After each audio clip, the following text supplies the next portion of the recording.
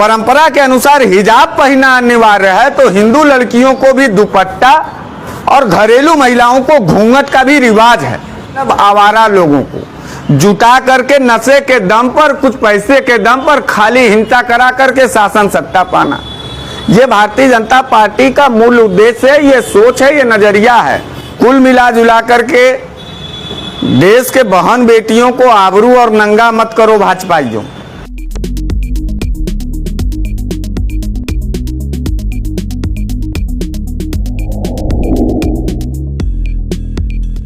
नमस्कार दोस्तों, कर्नाटका में नाटक भारतीय जनता पार्टी का शुरू हो चुका है, क्योंकि पिछले कई दिनों से 5 राज्यों का विधानसभा चुनाव है। भारतीय जनता पार्टी का हालत बड़ा पतला सा नजर आ रहा है। लोग डरे हुए हैं और सारे बड़े नेता इस बात से चिंतित हैं कि किस सवाल पर जाकर के अपने अपने विधानसभा में अपने अपने प्रत्याशियों को जिताएं। 5 साल तक लगातार हर राज्य में भारतीय जनता पार्टी के नेता नफरत की खेती बाड़ी किए हैं और उसका फसल भी अब एकदम ऊपर आ गया है। अब उसको जब काटने जा रहे हैं तो खुद उनका रूह कांप रहा है। इस तरीके का जल्लादी काम करने वाली भारतीय जनता पार्टी कर्नाटका में नाटक शुरू कर चुकी है। आपने देखा कि कल कर्नाटका के एक विश्वविद्यालय में विश्व हिंदू परिषद, बजरंग दल, आरएसएस और भारतीय जनता पार्टी के कुछ कार्यकर्ता भगवा झंडा लेकर के उस विद्यालय के अंदर एक लड़की के सामने प्रदर्शन कर रहे हैं। उस लड़की का दोष इस हिंदुस्तान में सिर्फ इसलिए था कि वो अपने पुराने परंपरा, अपने देश के पुराने परंपरा का निर्वहन कर रही थी। अगर मुस्लिम महिलाओं को परंपरा के अनुसार हिजाब पहनना अनिवार्य है तो हिंदू लड़कियों को भी दुपट्टा और घरेलू महिलाओं को घूंघट का भी रिवाज है। यह देश बहन बेटियों के आबरू के साथ कभी खिलवाड़ नहीं किया गया। उसके लिए एक दायरा, एक हिस्सा बनाया गया जो अपने अपने धर्म के बहन बेटियों को सुरक्षित किया जाता। एक नाम है पर्दा।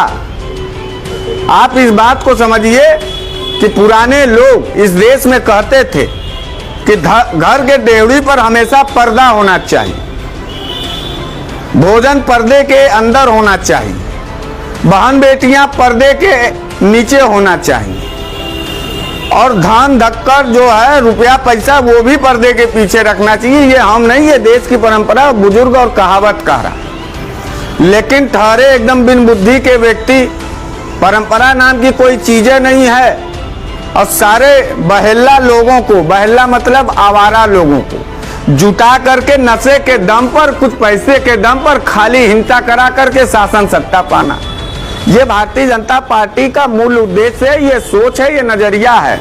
जिस हिसाब से कल कर्नाटका में नाटक किया गया हिजाब को लेकर के, यह पूरा भारतीय जनता पार्टी का हताशा और निराशा नजर आ रहा है। कुल मिला जुला करके देश के बहन बेटियों को आबरू और नंगा मत करो भाजपाइयों। क्यों गए थे श्री राम का नारा लगा करके? हिजाब उतारने, किसी के आबरू को बेआबरू करने, नंगा करने। अभी उत्तर प्रदेश पंचायत चुनाव में एक महिला थी, उसको भारतीय जनता पार्टी और योगी आदित्यनाथ के गुर्गों और गुंडों ने उसका पल्लू खींचा, उसके पेट पर लात मारा, उसका वीडियो वायरल है। उत्तर प्रदेश के अंदर चिन्मयानंद, यही सब तो हो रहा है। खाली बहन बेटियों को बेआबरू करना है, नंगा करना है, उनका बलात्कार करना है और उनको जो है गंदे निगाह से देखना। कर्नाटका का नाटक भारतीय जनता पार्टी की असली सच्चाई को उबार करके रख दिया है लोगों के सामने।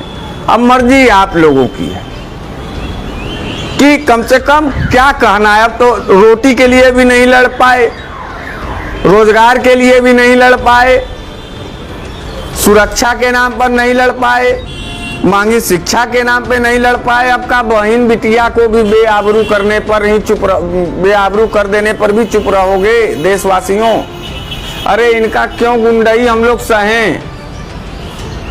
क्यों सहें इनका गुंडई? ये हैं क्या? कि इनके लोग ये इनके नेता और ये चाहे जो मन आवे तो बोलें और चाहे जो मन आवे तो करें, हम लोग खाली अल्लाह करके चिल्ला करके रह जाएं। खड़ा होइए, बोलिए, 2022 के विधानसभा चुनाव में हराइए। अब मैं ये जैसे ही कहूँगा हराइए तो सही कहेंगे कि आप राजनीतिक व्यक्ति हैं। अरे हम राजनीतिक व्यक्ति हैं या नहीं हैं, लेकिन ये जो सवाल, जो नाटक आप देख रहे हैं, इसका जवाब तो यही ना एक तो है कि हथियार उठा लें, गोलीबारी बम बक्कर तो चलाएंगे नहीं।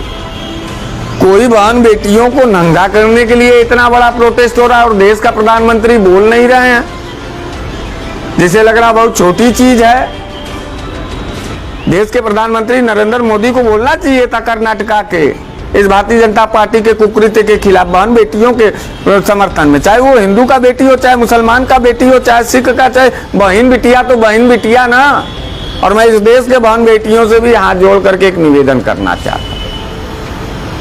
हम 60% वाले लोग, 55% वाले पुरुष वर्ग के लोग तुम्हारे साथ इतना अत्याचार कर रहे हैं, और यही सरकार के लोग जो पुरुषवादी लोग हैं लगातार अपने सरकार में आपका अपमान कर रहे हैं। चाहे घरेलू गैस सिलेंडर से आपको अपमानित कर दें, चाहे महंगाई से अपमानित कर दें, चाहे हिजाब वाला अभी कर्नाटका में देख लीजिए, चाहे पूरे उत्तर प्रदेश में बलात्कार का रेशियो उठा के दे, है तो कुल मिला के बहन बेटियों के ऊपर ना हमला। तो मैं, जो भी लोग हमारी बहन बेटियां इस वीडियो को देख रही हैं, मैं ये हाथ जोड़ के निवेदन करता हूं कि बहन बेटियां देखिए, अब आपको भी आगे आने की जरूरत है। यह लड़ाई कोई अब नेता होता और कोई पुलिस अधिकारी कोई नहीं लड़ पाएगा। सबके जमीर बीत चुके हैं। अपनी खुल के एक कदम आगे आइए और बढ़ा करके अपना कदम, अपना हिस्सा और सुरक्षा की बात करिए। आप लोगों को कोई बचा नहीं पाएगा। जिस तरीके से ही भारतीय जनता पार्टी के गुंडे कल विश्वविद्यालय में उस अकेली बच्ची को दौड़ा रहे थे, देख के बड़ा मजा आ रहा था। जिसको मजा आ रहा था उसको भारतीय जनता पार्टी मुबारकबाद है। मैं निजी तौर से, मेरा दिल उस दृश्य को देख करके नहीं अच्छा लगा मुझे, मैं बोल रहा हूँ। आगे आपकी मर्जी है।